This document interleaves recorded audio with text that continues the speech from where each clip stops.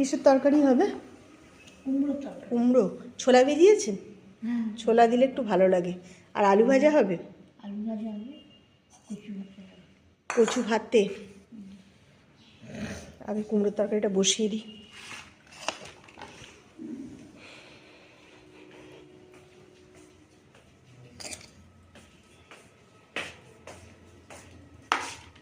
নমস্কার বন্ধুরা, আমার নতুন একটা ভিডিও তোমাদের সকলকে স্বাগত।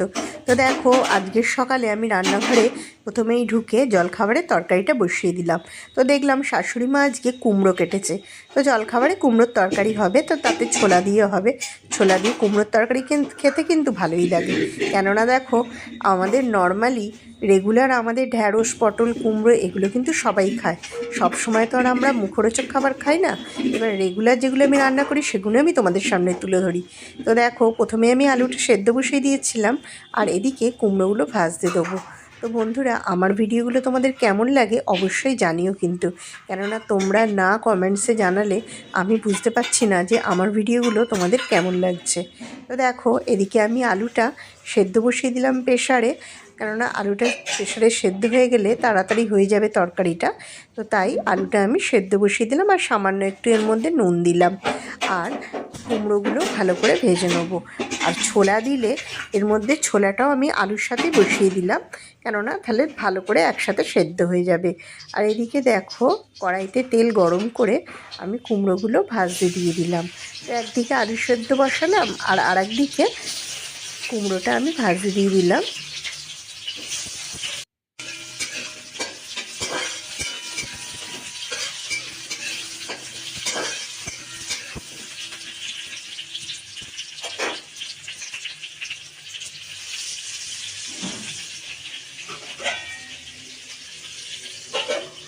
আর দেখো, কুমড়োর তরকারিটা আমি বসাবো বলে 5 ফোড়ন, তারপর তেজপাতা, শুকনো লঙ্কা সব বের করে রাখছি। যে তরকারিটা এবার বসিয়ে দেবো। আলুটা আমার সেদ্ধ হয়ে এসছে, আর এদিকে কুমড়োটাও প্রায় ভাজা ভাজা হয়ে এসছে। আর আমি একটা টমেটো কেটে নেবো তরকারিতে দেবো বলে।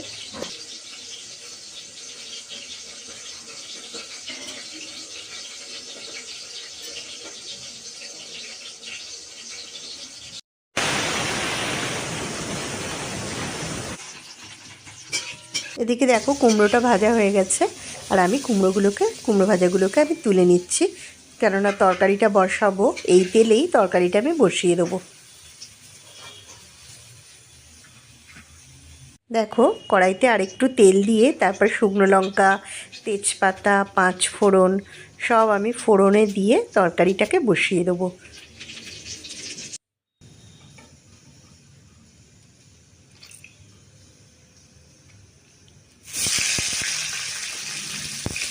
টমেটোটাও দিয়ে দিলাম, কেননা টমেটোটা একটু নরম না হলে আলুটা দেওয়া যাবে না। তো টমেটো দেবার পর আমি সামান্য এর মধ্যে একটু নুন দিয়ে দেবো।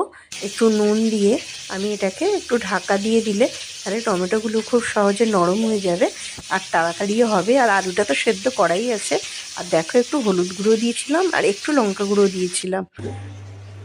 আর দেখো, সেদ্ধ আলুটা আমি এবার এর মধ্যে দিয়ে দিলাম, আর তার সঙ্গে ছোলাটাও খুব সুন্দরভাবে সেদ্ধ হয়ে গেছে।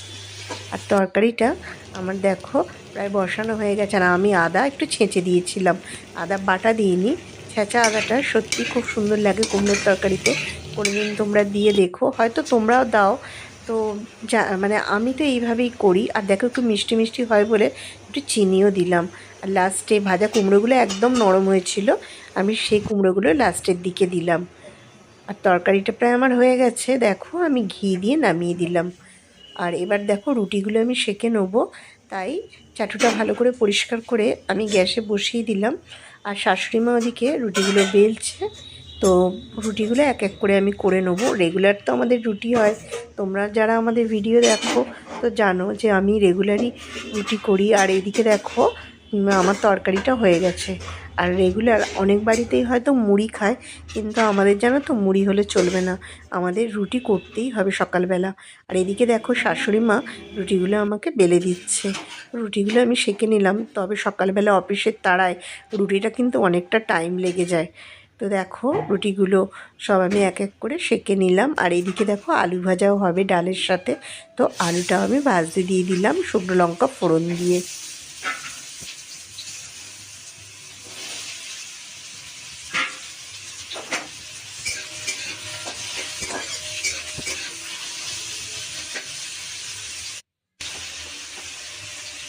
আলুতে সামান্য হলুদ দিলাম আর নুন দিয়ে এবার এটাকে একটু ঢাকা দিয়ে দিয়ে ভাজবো, তাহলে তাড়াতাড়িও হবে আর খুব সুন্দর সেদ্ধ হবে।